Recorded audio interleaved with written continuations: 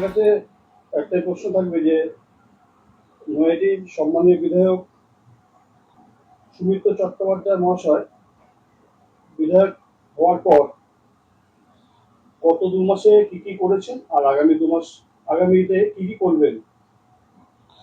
প্রথমেই আপনার চ্যানেলের মধ্যে দিয়ে ভারতীয় জনতা পার্টির একজন সামান্য কার্যকর্তা হিসাবে প্রত্যেককে নমস্কার জানাই এবং প্রত্যেককে অভিনন্দন জানাই এবং আপনাদেরকে অসংখ্য ধন্যবাদ জানাই যে আজকে আপনারা এখানে এসেছেন আমার সঙ্গে এই বিষয় নিয়ে কিছু কথা বলার জন্য। বিষয়টা হচ্ছে যে বিধায়ক যিনি হয়েছেন তিনি জানেন আপনারা যে তিনি বঙ্কিমবাবুর পঞ্চম উত্তরসূরি, ঋষি বঙ্কিমচন্দ্র চট্টোপাধ্যায়ের পঞ্চম উত্তরসূরি সুমিত্র চট্টোপাধ্যায় সম্মানীয় বিধায়ক নৈহাটি। তিনি প্রথমে বিধানসভা নির্বাচনের আগে যখন মানুষের সঙ্গে বিভিন্ন পরিচয় পর্ব সারছিলেন তখন সাধারণ মানুষের একটা চাহিদা ছিল নৈহাটি হসপিটালটার উন্নয়ন। আপনারা শুনলে খুশি হবেন, বিধায়ক সাহেব প্রথম জিতে আসার পর নিজে সরজমিনে হসপিটাল পরিদর্শন করেন। হসপিটালের যে বেহাল দশা উনি দেখেন সেই জায়গায় দাঁড়িয়ে উনি স্বাস্থ্যমন্ত্রীকে তার নিজের মতামত ব্যক্ত করেন এবং ওখানে হসপিটালের সুপারের সঙ্গে বসে যাতে হসপিটালটার উন্নয়ন করা যায়, কি কি করলে হসপিটালটার উন্নয়ন হবে তার সমস্ত রূপরেখা তৈরি করেন। আপনি শুনলে খুশি হবেন, বিধায়ক সাহেব এর মধ্যে প্রায় রাজ্য সরকার স্বাস্থ্য দপ্তরের কাছ থেকে 2 কোটি টাকা আনিয়ে হসপিটালটাকে দেওয়া হয়েছে। হসপিটালটা মেরামতি করার জন্য ধীরে ধীরে এই হসপিটালটা দেখতে পারবেন আধুনিক মানের যে ধরনের হসপিটাল হওয়া উচিত, বিধায়ক সাহেব সেই প্রচেষ্টায় হসপিটালটার কাজ অলরেডি শুরু করে দিয়েছেন। দ্বিতীয়ত, আমরা নৈহাটি বিধানসভার গ্রামীণ অঞ্চলের মানুষ, এতদিন পর্যন্ত যত বিধায়ক নৈহাটি বিধানসভায় ছিলেন তারা কোনোদিন গ্রামের প্রতি কোনো নজর বা দরদ তারা কোনোদিন দেখাননি।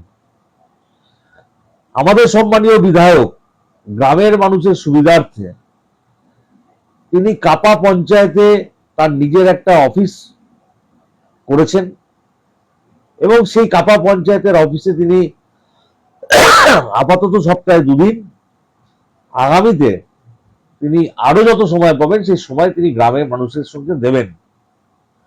এর পাশাপাশি শহর অঞ্চলের মানুষের জন্য তিনি যেটা করেছেন সেটা হচ্ছে যে তাকে যাতে মানুষ খুব কাছ থেকে পায় তার জন্য নৈহাটি মিউনিসিপ্যালিটির 2nd ফ্লোরে তিনি একটি বিধায়কের অফিস আছে, সেইখানে সাধারণ মানুষের সঙ্গে তিনি দেখা পর্যন্ত করেন। এর বাইরে প্রচন্ড বৃষ্টি শুরু হয়েছে, যাতে বৃষ্টিতে গরিব মানুষের ঘরে দিয়ে জল না পড়ে তিনি মিউনিসিপ্যালিটিকে প্রচুর ত্রিপলের ব্যবস্থা করে দিয়েছেন, যাতে নৈহাটি শহর অঞ্চলের যে গরিব মানুষরা আছেন, যে প্রান্তিক মানুষরা আছেন, তাদের যেন বর্ষাকালে কোনো অসুবিধা না হয়। এর পাশাপাশি তিনি গ্রামে বিডিও সাহেবকে বলে প্রতিটি পঞ্চায়েতে পর্যাপ্ত পরিমাণে ত্রিপলের ব্যবস্থা করেছেন, তাতে গ্রামের মানুষ, গ্রামের প্রান্তিক মানুষ, যে সকল গরিব মানুষ যাদের আবাস যোজনায় বাড়ি পাওয়ার কথা ছিল, কিন্তু তৃণমূল চোর সরকার, এই অঞ্চলের তৃণমূলের চোর নেতারা যে বাড়িটা তাদেরকে না দিয়ে নিজেদের নেতাদের বাড়ি দিয়েছে, সেই সব মানুষ এই মুহূর্তে তো আবাস যোজনায় বাড়ি আমরা তাদের দিতে পারছি না, বিধায়ক সাহেব তাদের দিতে পারছেন না। বিধায়ক সাহেব তাদের কথা দিয়েছেন আবাস যোজনায় যতদিন বাড়ি না হচ্ছে তাতে ছাদ দিয়ে জল পড়ে, উপর দিয়ে জল যাতে না পড়ে তার জন্য ত্রিপলের ব্যবস্থা তাদেরকে আপাতত করে দিয়েছেন। এর পাশাপাশি তিনি নিজে গ্রামের বিভিন্ন অংশে যেসব জায়গায় জল জমে সে সকল জায়গা পরিদর্শন করেছেন। বিশেষ করে জেঠিয়ার ক্ষেত্রে তিনি একটি মাস্টার প্ল্যান তৈরি করাচ্ছেন, যাতে আগামী দিন জেঠিয়া অঞ্চলে জল অন্তত যাতে না জমে। 2 মাসে এই পর্যাপ্ত পরিমাণ অক্লান্ত পরিশ্রম যেভাবে তিনি করছেন, আমরা রাজনীতির ছাত্র হিসাবে হতবাক হয়ে যাচ্ছি। আপনারা জানেন তিনি প্রশাসনের উচ্চ পদে আসীন ছিলেন। রিটায়ারমেন্টের পর তিনি দল তাকে সম্মুখে নিয়ে এসছে এবং তাকে নয়াটি বিধানসভার টিকিট দিয়েছে।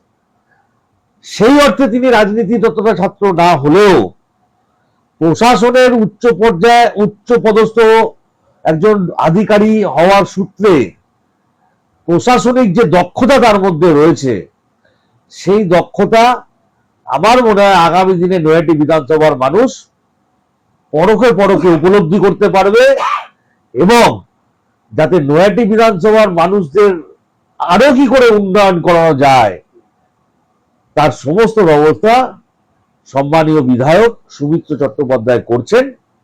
এবং আমরা খুব খুশি যে সুমিত্র বাবু এত সুন্দরভাবে কাজ করছেন, কাজগুলোকে এগিয়ে নিয়ে যাচ্ছেন। আমরা এবং নয়াটিবাসীরা প্রত্যেকে তার কাজে প্রচন্ড সন্তুষ্টি লাভ করছেন এবং তারা ধন্যবাদ জানাচ্ছেন আমাদের মাধ্যম দিয়ে। যে সুমিত্র বাবুকে আমরা অনেক ধন্যবাদ জানাই। অক্লান্ত পরিশ্রম করছেন নয়াটি বিধানসভার উন্নয়নের জন্য। এটা কিছু করেনি, না পঞ্চায়েতে একটা পয়সা আছে, না মিউনিসিপ্যালিটির কাছে একটা পয়সা আছে।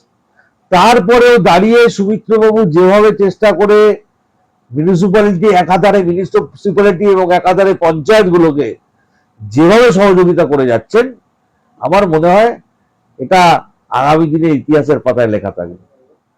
নমস্কার।